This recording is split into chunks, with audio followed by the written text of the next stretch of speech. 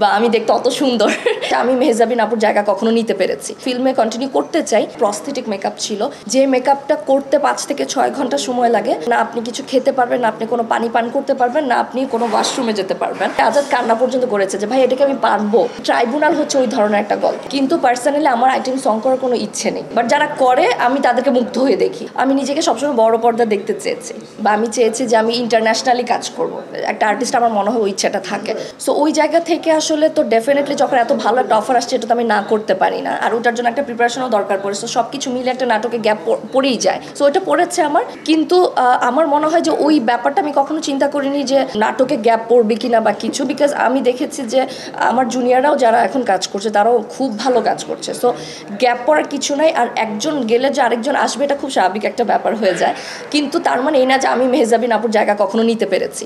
মেহজাবিন আপু কিন্তু নাটকে যেটা ছিল ওই জায়গাটা আমি কখনই নিতে পারবো না। সো যে যার জায়গা ওইটাই থাকে আসলে। হ্যাঁ, তো ওই জায়গা থেকে আসলে আমার মনে হয় না গ্যাপের কিছু আছে। নতুনরা খুব ভালো করছে, নতুনদেরকে দর্শকরাও খুব ভালোভাবে নিচ্ছে। সো আমার জায়গা থেকে আমি শুধু এতটুকু বলতে পারি যে হ্যাঁ, অবশ্যই আমি তো ফিল্মে কন্টিনিউ করতে চাই। সো আমি যখন ফিল্মে করবো হয়তো বা সামনে, তখন হয়তো নিজের প্রিপারেশনের জন্য আমি একটু গ্যাপ নিব, বাট আমি কখনো নাটকটা ছেড়ে দিব না। আমি অবশ্যই ওই ধরনের যখন গল্প আসবে আমার কাছে, বা ঈদে হোক, ঈদ ছাড়াও আমি কাজ করব ডেফিনেটলি।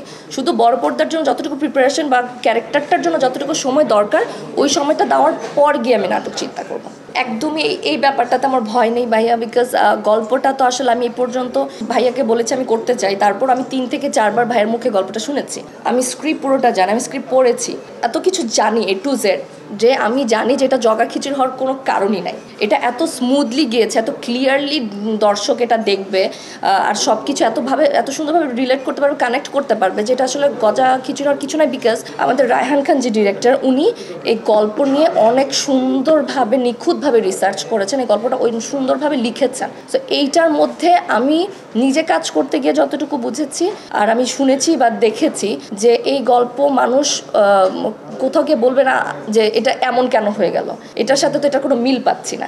এই জিনিসটা হওয়ার কোনো চান্সেসই নেই। বিহাইন্ড দ্য সিনে এতটুকু বলবো, ডিফারেন্ট একটা মেকআপের কাজ আমার হয়েছে এই মুভিতে। এটা প্রস্থেটিক মেকআপ ছিল, যে মেকআপটা করতে 5 থেকে 6 ঘন্টা সময় লাগে। আর ওইটা করার পরে না আপনি কিছু খেতে পারবেন, না আপনি কোনো পানি পান করতে পারবেন, না আপনি কোনো ওয়াশরুমে যেতে পারবেন, যতক্ষণ পর্যন্ত না আপনার কাজটা শেষ হচ্ছে। সো ওইটা হচ্ছে আমার জন্য খুব চ্যালেঞ্জিং ছিল। আর এইটা হচ্ছে টুইস্ট, মানুষ আমাকে এই মেকআপে যেটা দেখবে, এই মেকআপ আমি বলতে পারি যে 1971 থেকে এখন পর্যন্ত যত মুভি হয়েছে বাংলাদেশে, এই মেকআপ, এই ধরনের পুরোপুরি গেট আপের মেকআপ এখন পর্যন্ত বাংলাদেশের সিনেমায় দেখা যায়নি। সো এটা আমি বলবো যে মানুষজন অবশ্যই যাতে এটা দেখতে আসে, অ্যাটলিস্ট মেকআপের যে অবস্থাটা যে দেখবে, দেখলে বুঝবে যে আসলে এটা করতে গিয়ে আমরা কতটা কষ্ট করছি। স্পেশালি আমার পার্সোনালি মনে হয়েছে, কারণ আমি তো আসলে দেখেছি আদরকে একদম প্রথম থেকে রিহার্সাল থেকে শুরু করে। এমন হয়েছে যে তখন তো আমি 1-2টা নাটক করছিলাম, আমাকে রাহানবা বকতেছে যে তোর আজকে রিহার্সাল তুই আসতেছিস না কেন, কিন্তু আমি দেখেছি যে রাতের 2টা বাজুক, 11টা বাজুক, আর সকাল 10টা বাজুক, আজাদ অল টাইম রাহানবার সাথে ছিল। রিহার্সাল থেকে শুরু করে, ও শুধু ওরটা না, প্রত্যেকটা আর্টিস্টের রিহার্সালে ও ছিল, ও দেখেছে, ও মানে 100 কতবার যে ওর স্ক্রিপ্ট পড়েছে এ পর্যন্ত আমার কোনো আইডিয়া নেই। মানে ও রাতে 3টার সময় যদি মনে হয় যে ভাই এটা বুঝতেছিলাম এটা কি হতে পারে, আমি লিটারেলি জানি যে রাহান ভাইকে ফোন করে আজাদ কান্না পর্যন্ত করেছে যে ভাই এটাকে আমি পারবো।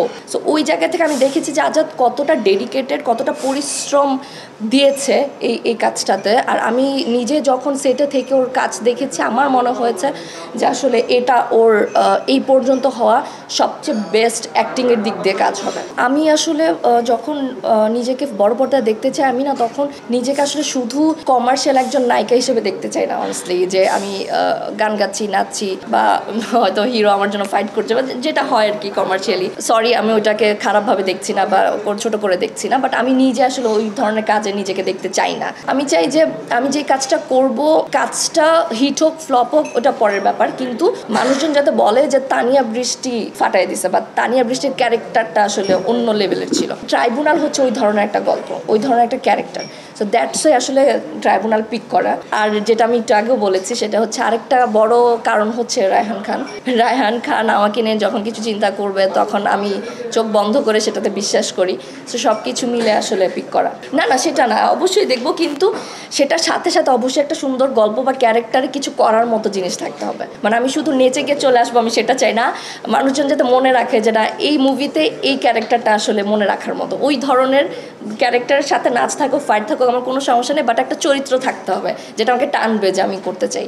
আমি আইটেম গান যারা করে তাদেরকে আসলে আমার মনে হয় যে তাদের মতো সুন্দর মেয়ে যেভাবে আসলে প্রেজেন্ট করে তাদেরকে অদ্ভুত সুন্দর। তো ওইটাকে আমি আসলে কখনো ছোটোভাবে দেখি না, এটা মানে আমি কখনো চিন্তা করি নাই ছোটোভাবে কখনো। কিন্তু পার্সোনালি আমার আইটেম সং করার কোনো ইচ্ছে নেই। মানে আমার ইচ্ছে হচ্ছে এটা যে আমার ইচ্ছে নেই, আমার মনে হয় না আমি অত ভালো নাচতেও পারি বা আমি দেখতে অত সুন্দর, বাট আমার ইচ্ছে নেই। বাট যারা করে আমি তাদেরকে মুগ্ধ হয়ে দেখি, মাশাআল্লাহ এত সুন্দর কীভাবে হতে পারে একটা মেয়ে। হ্যাঁ, এটা অবশ্যই একটা গল্প যেটাতে একটা ভিকটিম আছে, যে একজন মেয়ে মারা যাচ্ছেন, তাকে নিয়ে গল্প। এই গল্পটা একদমই ওই ধরনের না যে একটা কেস হলো, কেসটা চললো, দেন আমরা হয়তো একজনকে দেখলাম যে ও হয়তো খুনটা করেছে কিন্তু আসলে আরেকজন করেছে, ব্যাপারটা একদম এরকম না। এইটাতে আপনি যেমনটা ইভন বলছিল, আপনি প্রথম সিন থেকে শেষ সিন পর্যন্ত যদি না দেখেন আপনি বুঝবেন না গল্প কী। সো এটাই হচ্ছে সবচেয়ে বড় টুইস্ট। এটাতে আপনি একই দিকে যাচ্ছে, একটা কেস নিয়ে সব কিছু টানছে, ব্যাপারটা ওই রকম না। এটা আসলে এর বেশি কিছু তো আমি বলতে পারছি না, কিন্তু গল্পটা এখন পর্যন্ত আপনারা যেসব বলে আসলেন যে এমনই দেখে আসি, এই মুভিতে আপনারা এটা দেখবেন না, এতটুকু আমি বলতে পারি। আমার না ভাইয়া, একদমই নেই, সত্যি কথা বলতে।